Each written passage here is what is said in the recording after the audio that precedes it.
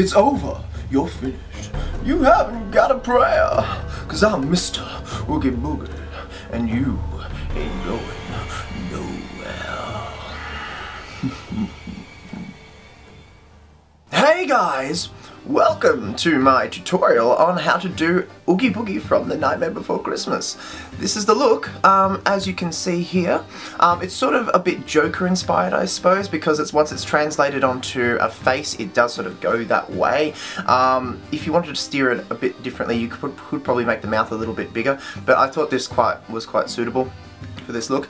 You'll also find that I actually am, as I'm speaking to you, glowing in the dark. This is actually glow-in-the-dark face paint that I'm wearing. So yeah. So if you would like to see how I put this look together, please stay tuned because we will go from start to finish. Any questions, as usual, please pop them down in the comments and I'll do my best to answer them. And I guess until next time I see you here, best of luck. Mwah. Okay, so the first thing we're going to do is take a glue stick and cover up our brows. So this is going to be a pretty self-explanatory thing, but we're going to maybe apply 2 or 3 even thin layers. You've got to make sure the previous layer is dry before applying the next one. Once it's completely dry, we're going to take our concealer and we're going to start covering up those brows. So we're applying the concealer to that dry glue. Handy hint, you can speed up the application of the glue with a hairdryer. So, once we've got those completely covered up, we're going to take some translucent powder, which this is just a really crappy brand, Starlet, and this is just in a nude colour, and I'm flicking off the excess powder because we want it really, really lightly powdered, because this is just going to act as a base, so we can, for the next layer. Now the next step we're going to do is take our flesh wound and we're going to use some lash glue and we're going to start applying that around the bust area and we're going to apply one to the forehead. Now in hindsight these guys didn't actually work as well as I would have hoped. You could see the seams around the edges and you probably could fix that by maybe using some scarification wax or something if you've got that handy, or a better recommendation would be maybe just drawing the scars on. But you know, this is the game we play, and sometimes things don't work as well as they could have, but, you know, they still were alright. Anyway, look, you can see I'm applying glue to each one and my skin, and then applying them to my head and my neck area.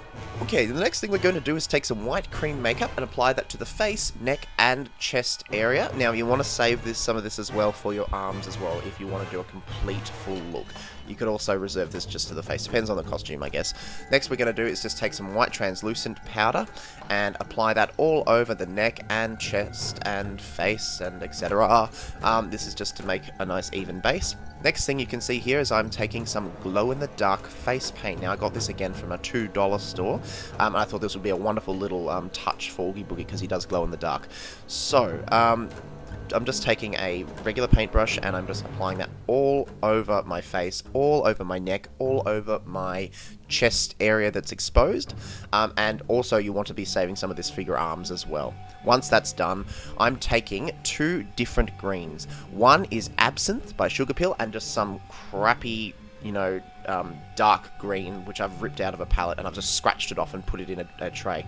I'm taking a large, loose, fluffy brush and I'm just pressing that into that wet, or it's not wet, but you know, that moist glow-in-the-dark paint.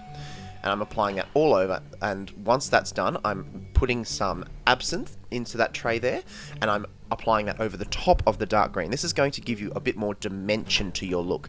Certainly used a lot of green powder for this, and there was a lot of fallout, so hold a tray underneath your face when you're applying, and that will reduce that fallout going over your clothes and everything else. So the next thing we're going to do is we're going to start sketching out the eyes. Just taking a liquid liner, we're going ahead and drawing that sort of teardrop, sort of winged sort of a shape. It doesn't have to be too sharp on the outer, you can see, it's just sort of nice and round. So the next thing we're going to take is a black kohl pencil eyeliner. I am using Smolder by MAC, and we're just going to fill in that area. You could also use gel liner as well, but we're going to use a cream base because we're going to set that with a powder. I'm using Carbon by MAC and a small tapered fluffy eyeshadow brush, and we're going to start dabbing that and pressing that into the kohl liner. Now you want to press it into it, you don't want to brush it across it.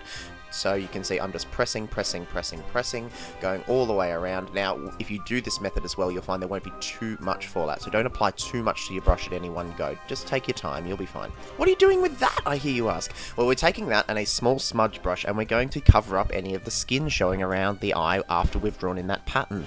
So we're going to just do exactly what we've done to the face. You can see I'm just taking that small brush. You could also use a small angled brush and do the same thing, but I've used this because it's got, you know, a larger bristle base, so it's, you know, it takes more product onto it. So, yeah, so we're just taking that, and around the base of the eye as well, taking some of that green eyeshadow. I've used Absinthe in this case, or you could use your dark green if you like. And we're just going to go back in, and we're just going to fill in that area. So it's pretty self-explanatory, as you can see, just dabbing that in, pressing that back in. So we're going to next take our black coal liner, and we're going to fill in our eyes. Now, a little handy hint as well is if you want to set this, you can set this with some black eyeshadow to really increase its staying power. And now for the lips. Taking a black liquid liner, the same one that we used to sketch out our eyes, we're going to sketch out our mouth. Now we're doing a bit of a Chelsea-esque sort of a smile, a nice even top, and then a bit of a wavy bottom you can see there, because it's more of an open, loose, sort of a sack sort of a look. If you want, you could make this mouth a little bit larger, but I found this was still quite suitable, and especially when everything comes together and glows in the dark, you do look quite effective. We're taking some black cream makeup there again, and with a loose eyeshadow brush. You could use any old brush for this, but I just used this because it had, you know, I just like this brush. I use this a lot. And I'm going ahead and I'm filling in my lips. I'm taking it and I'm just applying it everywhere as far as I can take it. And then we're taking a little tiny brush. I've picked this up from a craft store, and using that same black, we're just going in and just doing the little detailing work there. So just going in and filling in any gaps where you can still see green. Next, we're taking a black lipstick and applying that to our lips. Now, why am I doing this? Because lipstick obviously is designed for your lips, so this is going to have better staying power and still creating that same sort of look. If you really like, you could set that with some black powder, but I found that was just fine. Next, we're taking some makeup remover and a Q-tip, and I'm just going back over those prosthetics and just removing any excess green, because there was a lot of green, because I completely covered them up during the green foundation application process. Okay, so we're almost there, I promise you, but what we're going to do is take some of that black cream makeup which we used to apply to the lips, and we're going to mix that in with some water. We're diluting this down until it's sort of a consistency like you can see there. It's just sort of glooping off your brush.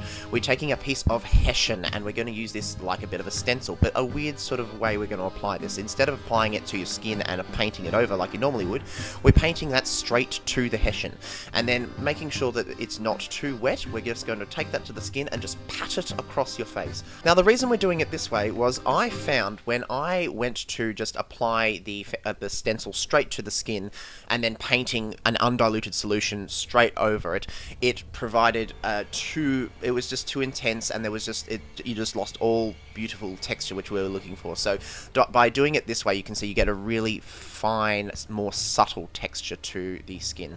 That's what we want. Now, after applying that glow-in-the-dark stuff, we've applied Absinthe again to the hands, and now I'm taking some Carbon by MAC and just putting some detailing on the knuckles, just to give it a bit more of a 3D look. Some finishing touches, and voila! That is the finished look.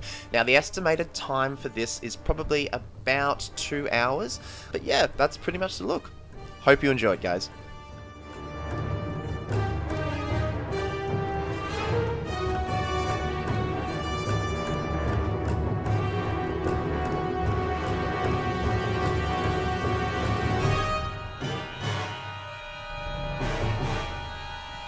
It's over. You're through. You haven't got a prayer. 'Cause I'm Mr. Oogie Boogie, and you ain't going nowhere.